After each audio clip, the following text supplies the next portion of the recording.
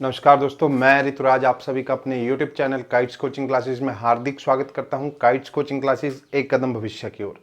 हमारा टॉपिक चला था सिरमौर। तो लास्ट वीडियो में हमने कर्म प्रकाश और फतेह प्रकाश के बारे में पढ़ा। आज के वीडियो में हम राजा शमशेर प्रकाश के बारे में पढ़ेंगे। तो वीडियो शुरू करने से पहले मेरा आपसे अनुरोध है, कृपया मेरे चैनल को सब्सक्राइब करें, वीडियो को लाइक करें, शेयर करें और साथ में दिए बेल आइकन को जरूर प्रेस करें ताकि आने वाले हर वीडियो के अपडेट आपको मिल सके। शुरू करते हैं आज का वीडियो। शमशेर प्रकाश। तो शमशेर प्रकाश जो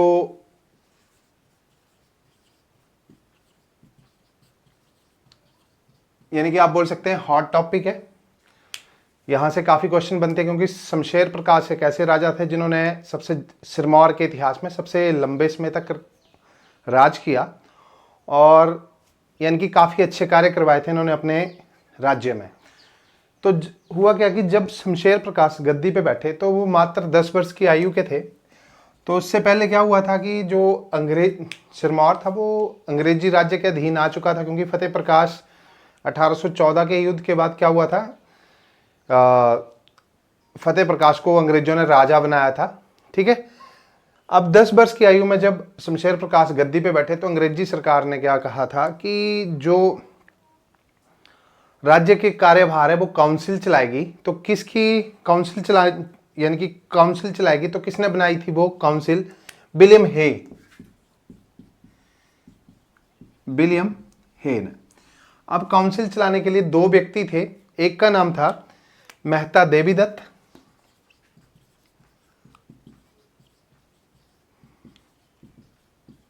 और जो दूसरे व्यक्ति थे उनका नाम था मोतीराम भंडारी। अब क्या बात थी, ये दोनों व्यक्ति अनपढ़ थे। तो क्या हुआ कि प्रशासन चलाने में असफल रहे। तो सरकार ने, जो अंग्रेज थे, उन्होंने इनको हटा के जो राज परिवार से दो व्यक्ति चुने। एक का नाम था कुंवर हुकूमत, हाँ जी, कुंवर बीर सिंह, और दूसरे का सुरजन, और दूसरे व्यक्ति का नाम था बीर सिंह। अब ये राज परिवार से इनको सलाहकार नियुक्त किया गया। अब क्या हुआ, जब वीर प्रकाश ने क्या किया, जो 1857 का विद्रोह था, ठीक है, 1857 के विद्रोह में कितने 60 सैनिक भेजे थे अपने अंग्रेजों की सहायता के लिए, जिसकी वजह से जो शमशेर प्रकाश था उसे अंग्रेजी सरकार ने 7 तोपों की सलामी दी। ठीक है, 7 तोपों की सलामी दी। उसके बाद क्या हुआ कि 1862 में जो शमशेर प्रकाश थे उन्हें पूर्ण अधिकार दिए गए, राज्य के पूरे अधिकार दिए गए। अब ये यहां से शुरू होता है शमशेर प्रकाश के यानी कि डेवलपमेंट का कार्यकाल। 1862 में जैसे गद्दी पे बैठे तो इन्होंने क्या किया, सबसे पहले गद्दी पे बैठने से पहले 1859 में इन्होंने क्या किया, भारत के कई राज्यों का भ्रमण किया। वहां में देखा कि शासन कैसे चलाया जाता है, क्या क्या गतिविधियां होती हैं, ये सारी चीजें उन्होंने यानी कि घूम के सीखी 1859 में। और आते ही जैसे गद्दी पे बैठे तो सबसे पहले इन्होंने उर्दू को, ठीक है, सबसे पहले उर्दू को क्या किया, इन्होंने कामकाज की भाषा बनाया। कहा गया ये मीन्स कि जितने भी सरकारी काम है वो किस भाषा में होंगे, उर्दू में होंगे। अब राजा ने अपनी जो राज्य की स्थिति को सुधारने के लिए दीवानी और फौजदारी के कार्य भी यानी कि विभाग बनाए, दीवानी और फौजदारी के भी कानून लागू किए दीवानी और फौजदारी के लिए 1867 में। अब क्या हुआ कि जो शमशेर प्रकाश था वो कंटिन्यू अच्छे काम कर रहा था राज्य के लिए, तो अंग्रेजी सरकार ने 1867 में जो इनको 7 तोपों की सलामी थी वो बढ़ा के कितनी कर दी, 11 तोपों की। क्यों? क्योंकि जो शमशेर प्रकाश का जो कार्य था बहुत ही अच्छा था अपने राज्य के लिए। अब क्या था कि जब शमशेर प्रकाश गद्दी पे बैठे थे तो उस समय जो राज्य था वो 12 वजीरियों में बंटा हुआ था। शमशेर प्रकाश ने इन वजीरियों को इकट्ठा करके राज्य को 4 तहसीलों में बांटा। ठीक है, 4 तहसीलों में बांट दिया। उसके बाद क्या हुआ कि एक और कार्य किया, वन विभाग किसने बनाया? ये भी शमशेर प्रकाश ने यानी कि गठित किया। उसके बाद राजा ने क्या किया, जो राजा की सेना थी, सेना को बेहतर बनाने के लिए राजा ने मिस्टर बॉट, जो एक अंग्रेज अधिकारी रिटायर हुए थे, उनको नियुक्त किया और जो अपनी सेना थी उसको प्रशिक्षण दिलाया। किसने दिया था? मिस्टर बॉट ने। अब क्या हुआ कि 1880 में जो शमशेर प्रकाश थे, उन्होंने अफगान युद्ध में, किस युद्ध में? 1880 में अफगान युद्ध में अंग्रेजों की सहायता की थी।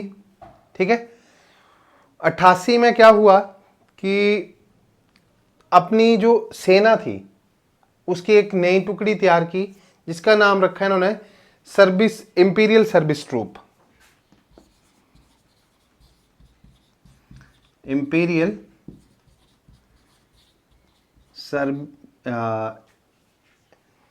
Imperial service troops. ठीक है, ये क्या था? टुकड़ी, सेना की एक टुकड़ी बनाई गई थी जिसका नाम था इंपीरियल सर्विस ट्रूप। अब क्या हुआ, एक लड़ाई हुई, कौन सी? तिरहा की। किसकी लड़ाई? तिरहा की लड़ाई। अब इस लड़ाई में भी जो शमशेर प्रकाश थे, उन्होंने सहायता की थी अंग्रेजों की। और ये लड़ाई हुई थी कब? 1897-98 में। पर ये जो समय था, ये राजा का अंत का समय था। मीन्स यहाँ 98 में राजा की मृत्यु हो जाती है। तो तिहरा की लड़ाई में जो कुंवर थे, कौन? वीर सिंह, विक्रम सिंह, वीर विक्रम सिंह, कुंवर वीर विक्रम सिंह, उन्होंने क्या किया था? इस लड़ाई का यानी कि नेतृत्व किया था, जिसकी वजह से जो वीर विक्रम प्रकाश थे, जो कुंवर थे वीर विक्रम प्रकाश, उनको सरकार ने किस उपाधि से नवाजा था? उसका नाम था order of Indian empire. Order of Indian empire. ठीक है, तो किसे? वीर विक्रम प्रकाश जो थे, वो राजा के पुत्र थे। उन्होंने क्या किया था? जो तिरहा की लड़ाई थी उसकी कमान संभाली थी, जिसकी वजह से इन्हें क्या, जो अंग्रेजी सरकार थी, उन्होंने ऑर्डर ऑफ इंडियन एम्पायर की यानी कि उसकी उपाधि से सम्मानित किया। उसके बाद क्या हुआ? 1878 में, 78 की बात है कि शमशेर प्रकाश ने क्या शुरू करवा दिया? बंदोबस्त। अब बंदोबस्त शुरू करवाया तो किस व्यक्ति ने शुरू किया था? उनका नाम था मुंशी नंदलाल। क्या नाम था? मुंशी नंदलाल। पर क्या हुआ कि जैसे बंदोबस्त शुरू हुआ तो रेणुका के क्षेत्र में, रेणुका जी के क्षेत्र में क्या हुआ कि विद्रोह फैल गया। विद्रोह क्यों फैला? लोग सोचते थे कि जो भी बंदोबस्त के अधिकारी हैं वो हमारी जमीन छीन लेंगे, जिसकी वजह से वहां विद्रोह फैल गया। तो इस विद्रोह का जो नेतृत्व किया था वो किसने किया था? संगड़ा के नंबरदार थे जिनका नाम था उछबू। उन्होंने नेतृत्व किया था। और साथ में जो व्यक्ति थे इनके, उनका नाम था प्रीतम सिंह।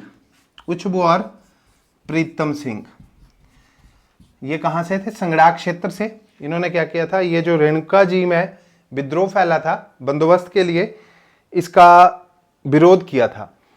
अब दोबारा बंदोबस्त 1887 में शुरू किया गया।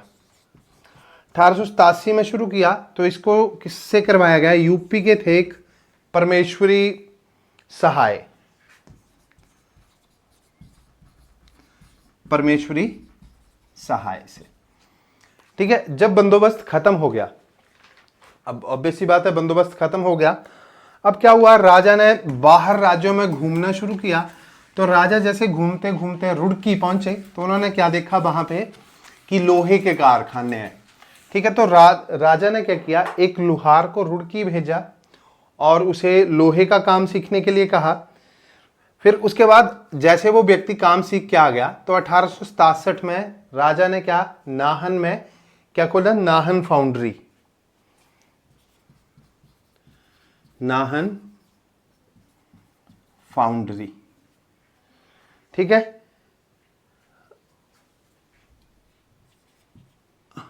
नाहन फाउंड्री खोली कब, 1867 में। इससे पहले 1864 में भी एक राजा ने कार्य किया था, गिरी से एक नहर निकालने का, पर यह क्या था, असफल हुआ। मीन्स राजा इस कार्य को सफलतापूर्वक खत्म नहीं कर सका। अब 1868 में नाहन में राजा ने म्युनिसिपल कमेटी बनाई। ठीक है, म्युनिसिपल कमेटी सबसे पहले शमशेर प्रकाश ने नाहन में 1868 में बनाई थी और 1884 में, कई बुकों में दिया गया 1886, पर जिस बुक से मैंने किया उसमें 1884 दिया गया। 1884 में राजा ने डिस्ट्रिक्ट कोर्ट बनाया।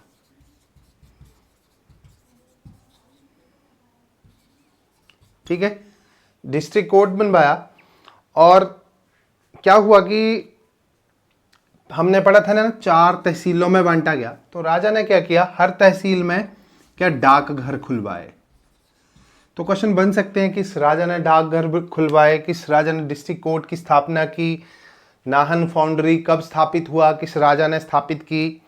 ठीक है, अब जैसे कब ये जो डाकघर खुलवाए थे, ये खुलवाए थे 1887 में। ठीक है, डाकघर हो गए। अब राजा ने क्या किया, जैसे कम्युनिकेशन में जो भी आपका टेलीकम्युनिकेशन है उसमें पहले डाकघर आए, फिर उसके बाद राजा ने क्या किया, ठेके पे, अंग्रेजी सरकार से ठेके पे तार घर खुलवाए।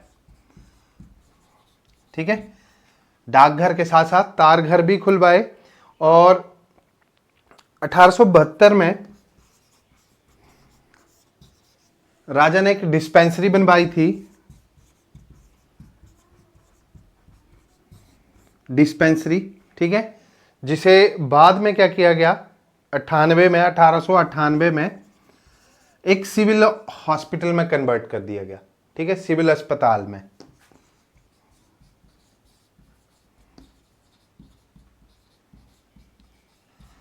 सिविल अस्पताल में राजा ने एक और कार्य किया था 1896 में। राजा ने 1896 में एक महिला अस्पताल भी खुलवाया था।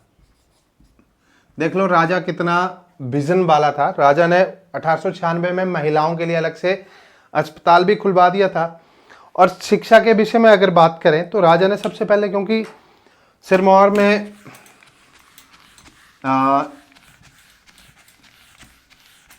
यानी कि मुस्लिम समुदाय भी है, तो राजा ने क्या किया, सबसे पहले मदरसे खुलवाए। मदरसे बाद में 1886 में राजा ने इनको मिडिल स्कूल में कन्वर्ट कर दिया। ठीक है, मिडिल स्कूल में कन्वर्ट कर दिया, मींस राजा ने लोगों की एजुकेशन के लिए भी अच्छे कार्य किए थे। 1890 में राजा ने क्या किया, राजा ने कहा कि पहले जितने भी कामकाज थे उर्दू में होते थे, अब से इंग्लिश में होंगे। ठीक है, सरकारी कामकाज किस में होंगे, अंग्रेजी भाषा में होंगे। ठीक है, अब 1890 के ही समय राजा ने एक और काम किया अपने राज्य की आय बढ़ाने के लिए। किस चीज को, आय बढ़ाने के लिए देहरादून और चेरापानी, देहरादून और चेरापानी में क्या किया, राजा ने चाय के बगीचे खरीदे अपने राज्य की आमदनी बढ़ाने के लिए।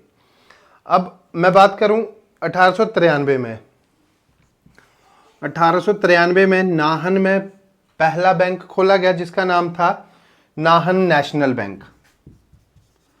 Nahan national bank. ठीक है, बाद में इस बैंक का नाम 1944 में क्या रखा गया, बैंक ऑफ सिरमौर।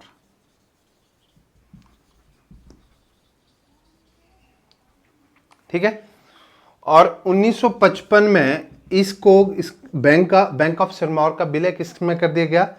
सरकारी बैंक में।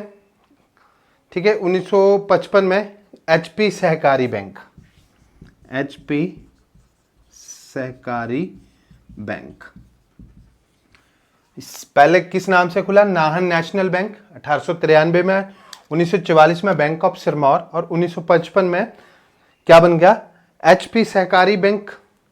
ठीक है, अब राजा ने एक और कार्य किया था। 1891 में राजा ने हाई कोर्ट की स्थापना की और ये बेंच कोर्ट था। ठीक है, बेंच कोर्ट था क्योंकि इसमें 2 जज हुआ करते थे। ठीक है, बेंच कोर्ट था, 2 जज हुआ करते थे। राजा ने, जैसे हमने पढ़ा कि अपने दीवानी और फौजदारी कानून बनाए, पर राजा ने दीवानी और फौजदारी कानूनों में जो दंड का अधिकार था, मींस जो मृत्यु दंड का अधिकार था, वो अपने पास रखा था। 1898 में शमशेर प्रकाश की मृत्यु हो जाती है। तो शमशेर प्रकाश से काफी क्वेश्चन बन सकते हैं, जैसे बैंक की बात होगी, है ना, तो एक की 1893 में नाहन नेशनल बैंक, कब इसको बैंक ऑफ सिरमौर बनाया गया? 1944 में। कब इसका विलीकरण किया गया? किसमें? एचपी सहकारी बैंक में, वो 1955 में। उसके बाद हाई कोर्ट की स्थापना 1891 में की। उसके बाद जो क्वेश्चन आएगा कि कब इंग्लिश को लैंग्वेज बनवाया उन्होंने सरकारी कामकाज की, तो 1890 में। उसके बाद नाहन फाउंड्री के बारे में बात करेंगे। ठीक है, कि नाहन फाउंड्री कब खोली गई। साथ ही साथ कुछ और भी क्वेश्चन है कि कौन कौन से लॉर्ड, ठीक है, नाहन में आए थे। तो सबसे पहले आए नाहन में 1808 में। 1808 में कौन? Lord Ripon. कहां आए थे? नाहन आए थे। 1885 में कौन आए? Lord Dufferin. Lord Dufferin Nahan आए। उसके बाद 1878 में जो शमशेर प्रकाश का कार्यकाल था, शमशेर प्रकाश के कार्यकाल में डफरिन आए और एक आए थे लॉर्ड लिट्टन। तो लिट्टन के आवास के लिए जो राजा था उन्होंने क्या बनवाया था? Lytton memorial.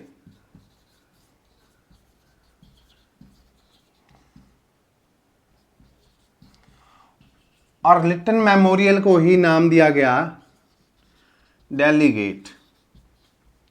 ठीक है, लिट्टन मेमोरियल का ही दूसरा नाम क्या है? दिल्ली गेट।